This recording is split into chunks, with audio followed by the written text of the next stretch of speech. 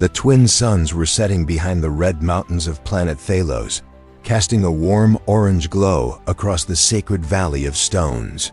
Thousands of alien species had traveled from different worlds, gathering around a single object buried deep in ancient rock. It was not just a sword, it was the sword. Long, glowing, and etched with strange runes. It stood upright, silent, and waiting. Nobody knew who placed it there. No one knew how long it had been stuck. But one truth had remained for centuries. No alien had ever been able to move it. Some believed it was cursed. Others said it was a test left behind by the first ones, a race older than time. Every year, on the day of the twin suns' alignment, a challenge was held. Warriors, leaders, mystics, and champions all came forward, one by one, trying to lift the sword. None had succeeded. Not even the strong four-armed Groznaks. Not even the glowing Zyran monks who could bend time. Today was the 100th trial. Large crowd had gathered again.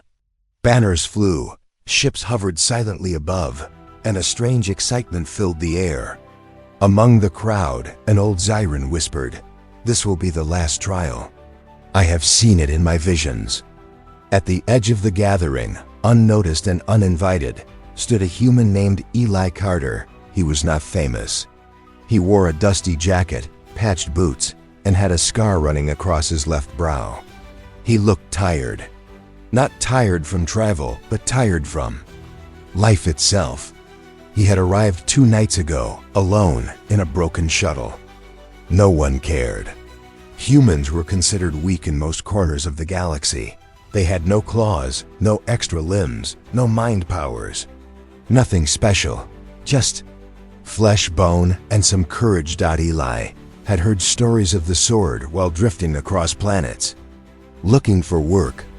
Something about it called to him, not with words, but with a deep pull in his chest, like it was waiting for someone. Like it was waiting for him. The ceremony began. One by one, champions walked forward. The crowd clapped. The drums played. The announcer's voice echoed, "Next challenger." A warrior from the Blaze sector, covered in flame armor, tried. He screamed, pushed, pulled. Nothing happened. Then came a water priestess from Atzara. Her skin shimmered like the sea. She chanted old songs and placed her palms on the hilt. The sword glowed for a moment, then dimmed again. A dark-skinned alien with 6 eyes roared and struck the stone with energy fists. The valley shook. The sword didn't move even a hair. The crowd started losing hope. Some booed, others began leaving. The sun was almost gone. But then, a small voice shouted, "Let the human try." Everyone turned. Silence. The crowd parted slowly. Eli stepped forward. Some laughed. Others whispered, "This is a joke." Even the announcer looked confused. Eli didn't speak. He walked slowly to the stone. The sword stood still, silent, calm. He stared at it, then placed both hands on the hilt. His fingers were shaking, not from fear, but from something else. Something unspoken. Time seemed to pause. His eyes closed. The wind stopped, and then without force, without struggle, he lifted the sword. Gasps, screams, shock. The blade came free like it had been waiting for centuries. Its runes burst into light. The ground trembled, and a wave of energy rushed through the valley, knocking some aliens to their knees. Eli didn't look surprised. He looked. Remembering. A voice echoed through the sky, deep and ancient. "The one has returned." The crowd was frozen. Some looked at Eli with fear, some with awe, and some began to kneel. But Eli just turned, sword in hand, and began walking away. The valley was still shaking long after Eli walked away. Some aliens remained frozen in silence. Others whispered. Others shouted. The sacred sword, the blade of the first ones, had been lifted. And not by a champion of their mighty empires. Not by a general. Not by a monk. But by a human. By Eli. The sword pulsed in his hand with a soft blue glow. It was long, slightly curved at the top, and felt warm, almost alive. Every time it pulsed, the runes lit up brighter, sending strange patterns into the sky. It was like the sword was trying to talk, but not in words. Ile didn't know where he was going. He didn't need to. The sword was guiding him. The crowd behind him didn't dare follow. Not yet, but above, far beyond the clouds, something else had awakened. On the edge of the galaxy, deep inside a sleeping ship buried under moons of ice, a black light flickered in an old chamber. Machines came alive, one by one. A metal coffin hissed and slid open, revealing a creature made of stone and fire. Its eyes opened pure red, and a voice echoed through the dark ship. "The key has been lifted. The balance is broken." The creature called a Vorthik stood tall, 8 feet of molten fury. Its armor looked like rock carved from a volcano, and its voice was made of thunder. It reached for its weapon, a double-bladed staff made of obsidian. "Find the human," it growled, "and destroy him before the gate opens." Meanwhile, back on Thalos, Eli walked through the stone paths of the old valley, unaware that a galaxy had just shifted its gaze toward him. As he passed each ancient pillar, the sword in his hand responded. Strange symbols rose from the ground like light dancing in water. Eli stopped in front of a large, circular stone, half buried under sand. The sword pulsed again. Stronger. He stepped forward. Slowly. With each step, the ground hummed louder. And then, when his foot touched the circle's center, a massive ring of light shot upward from the stone, revealing a hidden entrance below. A staircase, glowing, calling. He looked back once, then descended. Deep below the surface, the walls of the hidden chamber were covered in carvings of war, of stars falling, of strange beings holding swords much like his. Some looked human, others looked alien. But one thing was clear: they were fighting together. In the center of the chamber was a stone tablet, ancient and cracked. Eli reached out and touched it. Visions exploded in his mind. He saw planets burning, skies cracking, massive beasts of fire devouring cities. Then a glowing sword held high by a warrior wrapped in light. The sword shined like the sun, and around it, thousands of beings rose in battle, humans, aliens, all united. And then, a voice. "You have returned, bearer of the flame." "The last guardian," Eli gasped and fell back. Sweat covered his face. The sword now burned in his grip, not painfully, but like it was sinking with his soul. Something deep inside him, long forgotten, had woken up. He wasn't just Eli Carter, the Wanderer. He was someone else. Someone older. Someone who had been here before. Above the chamber, the alien crowd was growing restless. Guards from different factions were arriving, weapons in hand. Commanders argued about who would claim the human. Spies sent messages across the stars. He lifted it. "We need to stop him." "No, we must protect him." The old legend said this would happen. "We're not ready." But in the distance, hidden behind cloaked ships, the Vorthik were already coming. They moved like shadows. Their leader, the molten beast, raised his weapon and spoke only once. "Burn the planet." Deep below, Eli stood tall in the ancient room. The sword in his hand hummed like a living heart. And on the far wall, an old gate of pure crystal began to glow. He stepped toward it. And just as he touched the gate's center, it cracked open, revealing a tunnel of light. From far above, a single warning echoed through space. "The war has begun." The crystal gate opened with a quiet hiss, like the breath of something ancient. Behind it, a tunnel of shimmering blue light curved downward, endless and mysterious. Eli stood at the edge, the sword pulsing faintly in his hand. Each step forward felt both strange and familiar, like his body remembered a path his mind had forgotten. He entered. The light wrapped around him gently, not blinding, but powerful. The further he walked, the more the noise of the world above faded. There was no sound, no weight, just the hum of the sword and the slow beat of his own heart. Suddenly, the tunnel widened into a great chamber made of floating stones. Gravity was strange here. Eli walked on nothing, yet his feet touched something solid. At the center of the chamber floated a strange orb silver, spinning slowly, and surrounding it, 3 figures made of glowing dust. They turned to him. The first had a voice like wind. "You carry the blade of beginnings." The second sounded like thunder underwater. "You are not ready." The third, soft like falling leaves. "But you were chosen." Eli didn't answer. The sword in his hand rose on its own, pointing at the orb. The orb pulsed once, then exploded into waves of light, spreading out and revealing a map: stars, galaxies, ancient paths, lines connected. Them, forming a pattern like a web dot. Then the dust figures spoke again. "Together this time, 3 trials await you. Each will test not your strength, but your soul. Only then can the gate be fully opened. Only then can you face what's coming." Before Eli could ask anything, the floor beneath him vanished. He fell. He landed in a silent desert: white sand, dark skies, 2 moons above. Strange towers of glass stood in the distance, reflecting stars that didn't belong to this universe. A voice whispered, "The trial of memory begins." Suddenly he was no longer in the desert. He stood on Earth. A burned city, ash falling like snow, ruins all around. Sirens in the distance. People screamed. He saw his younger self running, holding a child. Soldiers fired at machines that walked on 4 legs, like spiders made of steel. The memory was sharp. Real. Eli dropped to one knee. He remembered everything. Now. The war on Earth. The invasion. How he had tried to save his sister and failed. How the machines had burned everything.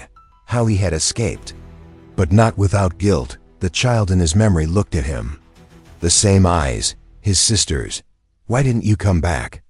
she asked. Eli shook. The sword was still in his hand, but it was dim. "I tried," he whispered. "I was too late." The world shook. The voice returned. "Face the pain. Forgive yourself." He closed his eyes. He dropped the sword. And then, for the first time in years, he cried, not as a warrior, not as a lost traveler, but as a brother. The white desert returned. The sword floated back into his hand, now brighter than ever. The dust figures returned. "You passed the first trial." Eli looked up, stronger, steadier. The second gate appeared before him, black stone, with symbols carved deep. But before he could enter it, an explosion shook the sky. Back on Thalos, the first attack had begun. Vorthek warships ripped through the clouds like fire through paper. The alien crowd that had watched the ceremony scattered in fear. Some ships were vaporized instantly. The sacred valley turned into a battlefield. The molten leader of the Vorthek landed hard near the old stone, crushing it beneath his feet. "Where is the human?" he roared. No one answered. He raised his weapon, and with a single swing, cracked open the mountain beside the valley. A warning message spread across star channels. "The Vorthek have broken the treaty. Prepare for war." Deep below, the sword in Eli's hand burned hot. He looked toward the black gate and stepped through it without fear. The second trial had begun, and above him, the galaxy was catching fire. As Eli passed through the black gate, the light disappeared. He was now in a place with no sky. No ground. No sound, just darkness. But this was not empty darkness. It was alive. It whispered. It moved. It wrapped around him like cold water. A voice. "This." Time his own echoed around him. "This is the trial of fear." His heart pounded. The sword in his hand dimmed. Then came the voices. First, a whisper. "You are nothing." Then a hiss. "You failed your people." Then, louder. "You are not the chosen one." The darkness formed shapes. Giant eyes, claws, shadows of all the monsters from his past. The burning machines, the fallen humans. Even his younger self, afraid and shaking, stood before him. Eli took a step back. The sword flickered, but then he looked at the boy. His younger self. He remembered that fear. He remembered those nights hiding in the ruins, hearing machines walk above, waiting to be found. The silence, the cold, the hunger. But he also remembered the strength that came later. The fight, the survival. He walked toward the boy, hugged him. "I am you," he whispered. "But I am not afraid anymore." Suddenly, the darkness screamed. Eyes vanished. The shadows broke. The sword flared to life, blazing white. The chamber shattered like glass around him, and he fell again. He landed in a calm garden filled with floating lights. A silver tree grew in the center, glowing softly. The dust figures appeared again. "You have passed the second trial," they said together. "Courage is not the absence of fear. It is the choice to keep going." Eli stood quietly, breathing deeply. The sword hummed gently now, as if proud of him. Then, without warning, the ground shook. Not a vision. Not a trial. Real danger. The dust figures looked up sharply. Something was breaking through. A loud voice roared across the garden. "Found him." And then a blast. The side of the garden exploded as a Vorthic warrior crashed through the wall. Molten armor, red eyes, smoke poured from his fists. Behind him, 3 more followed, weapons raised. Eli didn't wait. He ran straight toward them. His sword glowed like a comet. In one move, he blocked the first strike, spun, and knocked the second attacker back. The ground shook as they clashed. Sparks flew. Ancient roots burned. The Vorthic leader stepped in. Taller, stronger, faster. "You should not exist," he growled. Eli said nothing. They fought, steel against stone. Flame against light. The entire garden turned into a battlefield. Eli was pushed back. Again and again. The Vorthic leader was too strong. But every time he fell, the sword pulled him back up, like it refused to give up. Then Eli saw it. The sword wasn't just a weapon. It was a key. He stopped blocking. He stabbed the sword deep into the ground. A shockwave exploded outward, throwing the Vorthic backward. The garden lit up. The silver tree rose higher, and from its branches came a rain of glowing leaves. They burned the Vorthic where they stood. Eli stood still, chest rising, breath heavy. The sword pulled free again, humming louder now. Not tired, not afraid. The dust figures reappeared, flickering. "You have awakened the heart of the sword," they said. "Your final trial awaits, beyond the last gate." Far above on Thalos, war was spreading fast. Cities were falling. Empires were breaking their old peace to join the fight. But deep in a command ship, a strange creature, not Vorthic, watched it all in silence. It was old. Older than anyone knew. Its face was covered in gold wires. Its eyes pure white. It whispered to itself. He found it. The flame returns. We must not let him open the last gate. And then it pressed a red stone on its table. Across the galaxy, a hidden army began to move, back below the surface. Eli stood before the final door. Carved from starlight. Silent.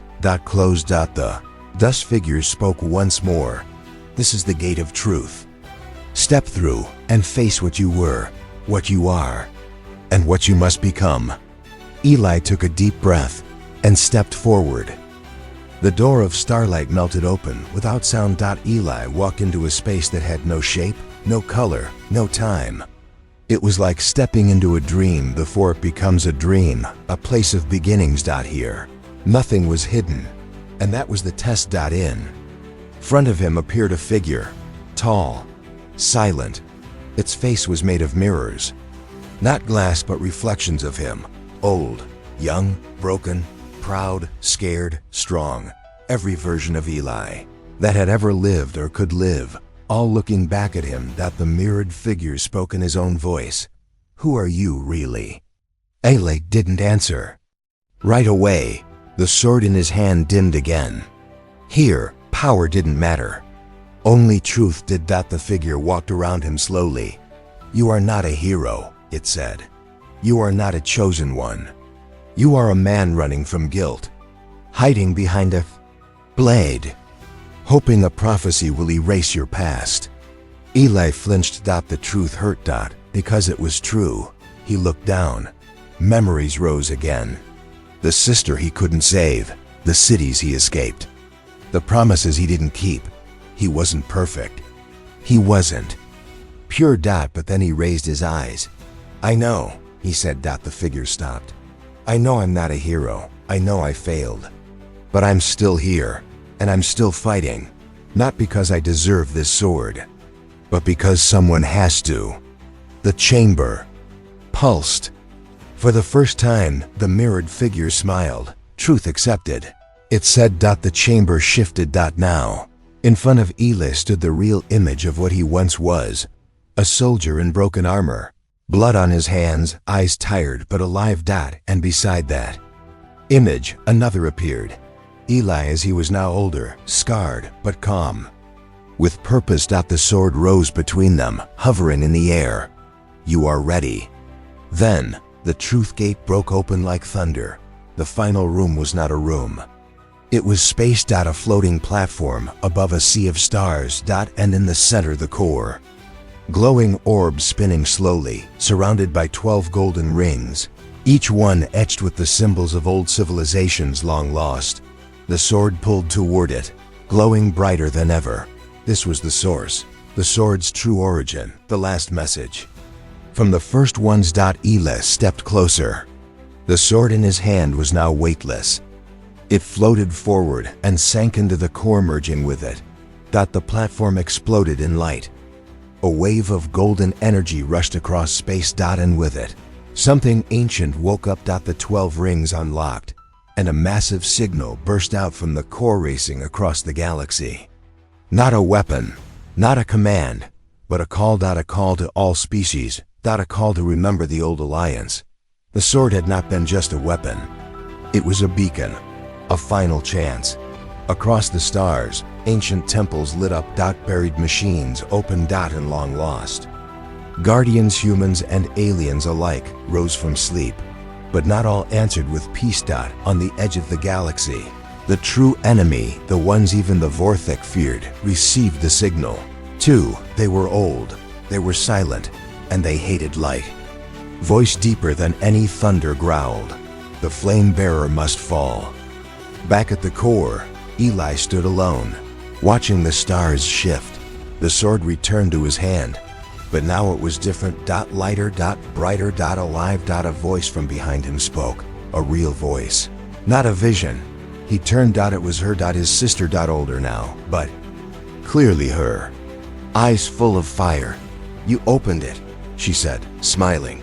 He didn't understand. You died, he whispered. She stepped closer. I was saved, just like you were. I've been looking for you ever since. Tears burned in his eyes. Before he could say anything, the sky cracked. A fleet of black ships, shaped like knives, descended from the stars. The true enemy had arrived. His sister's face turned serious. We don't have much time. Eli turned to face the coming war. The sword blazed in his hand. The galaxy had heard the call. Now, it was time to see who would answer it. Black ships poured from the sky like a tidal wave of shadows. The air cracked with dark energy. The stars above dimmed as if afraid. At the center of it all, one massive vessel blocked the light of an entire sun. Its surface was smooth, silent, and cold. It carried no banners, no flags, no color. It was a ship built for one purpose, only to erase. Eli stood with the sword of the first ones glowing in his hand. Beside him, his sister, alive, armored, older, watched the sky. Their reunion would have to wait. They're called the Nullborn, she said. They destroy light, history, memory, everything. Eli nodded. And they're here for me. But before the enemy could land, the sword hummed and responded. Lights flared across the stars. Dozens of wormholes opened. They had heard the call. The first ships to arrive came from the lost colony of Lycer, a fleet of glowing crystal ships, piloted by beings of pure energy. Next came the Urith warriors covered in silver bark, flying living star beasts that roared like thunderstorms. Even the underwater dynasts of Neptune broke their isolation and surfaced with towers that could float through space.